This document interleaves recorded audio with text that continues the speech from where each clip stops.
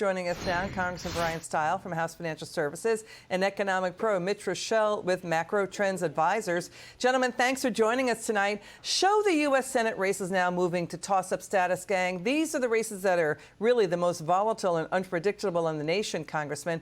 Fox has in toss-up Nevada, Georgia, Arizona, Pennsylvania. Also, other analysis, New Hampshire and Washington State moving to toss-up. Congressman, what's going on here? I think people are realizing what's going on in Washington, D.C. One-party Democratic control is clobbering them. They feel it at the gas pump. They feel it at the grocery store. They feel it when they're not safe in their homes. People want to check on this administration. We can do that by retiring Nancy Pelosi and electing these Republican senators, including ours in the state of Wisconsin, Ron Johnson. If we do that, we can get the country back on track. Mitch, what the congressman is saying, Mitch, we're going to talk about the fact checks coming in on the president in Florida. The Washington Post gave him and Democrats 4 Pinocchios trying to claim the GOP wants to end Social Security and Medicare.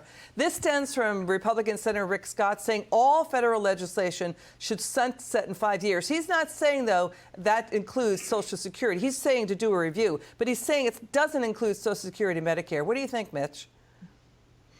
You know, I think it's responsible. The problem with entitlements, going back to FDR, once you put one on the books, you can never get it off. So I think what Rick Scott and the Republicans are saying is, let's evaluate entitlements and whether or not they make sense. He's not calling for an end to Social Security. Social Security is a third-rail political issue. The congressman obviously understands that. And there's no way that the Republicans are going to put that issue on the table in jeopardy. But I think it's responsible. Yeah, he's not talking about getting rid of Social Security. He's talking about right-sizing it and making proper reforms. So he's not talking about tossing it out, which Mitch just said, Congressman. You know, is that what you're hearing? Yeah, somebody needs to tell Biden Halloween's over and he can stop telling ghost stories. What Republicans want to do is save Social Security and Medicare. It's the Democrats and the reckless spending in Washington that's putting our entire country's policies at risk. It's the reckless spending that's putting at risk. Republicans want to save Social Security and Medicare. Got it. Watch this. This is what's going on in the races. We're going to show you what's happening in Washington State. The White House is now bracing for the Republicans to get rid of Biden's FDR 2.0. It backfired and helped ignite inflation by tossing trillions of hot money into a locked-up economy reeling from shutdowns. Watch this Senate fight. Watch.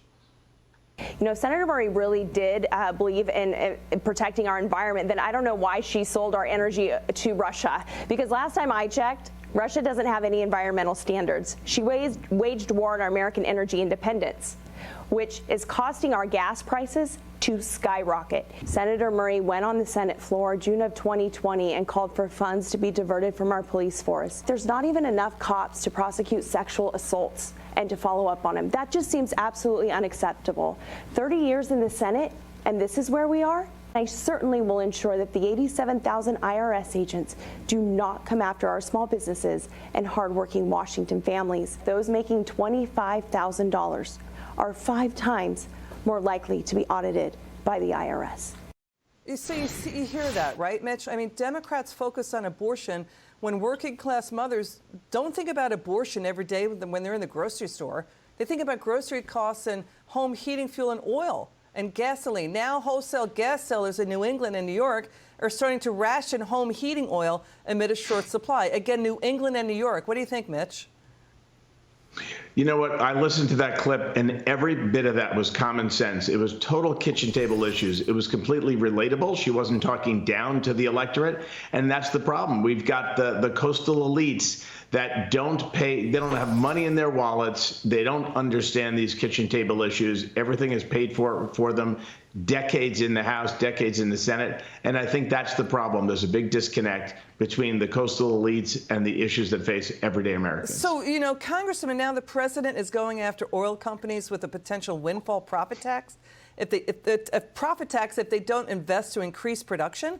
Exxon, Chevron, and BP lost staggering amounts of money during the pandemic shutdowns. Refineries were put on ice, and now he's going to go after them right now. He wants to bully them with the windfall profit tax after campaigning on this. Watch this again. We're asking the industry today, tomorrow, to start increasing production. No more drilling on federal lands, no more drilling, including offshore, no ability for the oil industry to continue to drill, period. Would there be any place for fossil fuels, including coal and fracking, in a Biden administration? No, we would work it out. We would make sure it's eliminated and no more subsidies for either one of those, any fossil fuel. I have a transition from the oil industry, yes, and I'd stop giving to the oil industry, I'd stop giving them federal subsidies. Congressman, again, during the pandemic shutdowns, oil companies' profits tanked. ExxonMobil, record losses. BP and Chevron, their profits went down because of the shutdowns. The refineries were put on ice. Why do you want to shut down U.S. energy when the pandemic already shut them down? We saw that happen. Why don't we need supply? Don't we need supply? Now they're talking rationing in New England and New York for the working class and more? Yeah, the Biden administration has conducted a war on energy starting on day one of their administration when they shut down the Keystone Pipeline.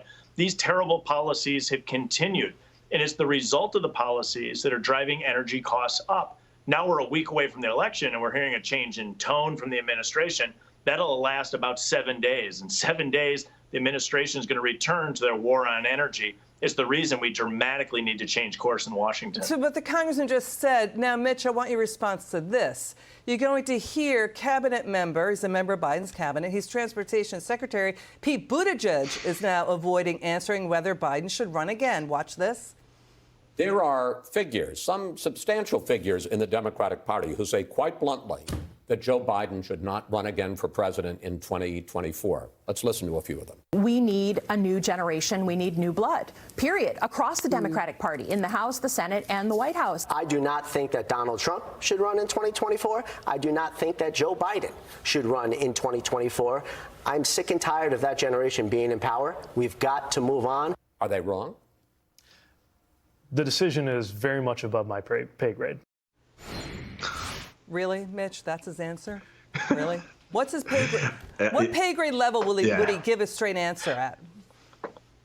No, he's not capable of giving a straight answer, and it's just a matter of time before he just shows up and starts eating corn dogs in Iowa. It's just a matter of time. We know what Pete Buttigieg wants. He was on the debate stage not too far away from then Vice President Biden. He wants the job, and he's going to shuck and jive for now. That's for sure. Congressman, people don't like to be told one thing when the truth is staring them in the face about inflation, crime, and the border. Look at this video coming in. Border Patrol fighting with illegal immigrants, just basically barnstorming across the southern border, waving a gigantic Venezuelan flag. They attacked Border Patrol agents. Your final word on this? Yeah, this is a real serious situation. I've been to that location of the U.S.-Mexico border. The situation is wildly out of control. We need to secure the U.S.-Mexico border, and this administration continues to do everything but what the American people need. They continue to refuse to secure the border. Again, another reason we got to put a check on this Biden administration in 1 week from today. Congressman Steil and Mitch Roschelle, thanks for joining us tonight.